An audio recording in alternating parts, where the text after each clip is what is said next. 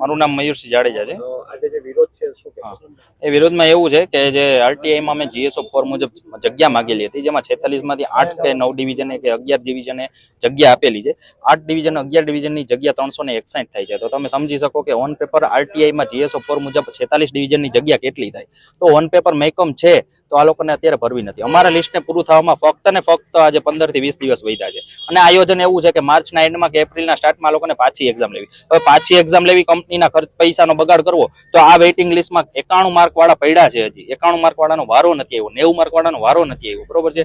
તો હવે એમ કે એ વેઇટિંગ લિસ્ટમાંથી ઓપરેટ કરી અને એ જગ્યા ભરે, બરોબર છે, તો બીજી કોઈ એક્ઝામ લેવાનો મતલબ કઈ રહેતો નથી. બરોબર છે, એટલું જ કહેવાય. આજે વિરોધમાં કેટલા લોકો ભેગા થયા છે? વિરોધમાં આજે 700-800 ભેગા થયા છે ને હજી બધા આવકમાં છે.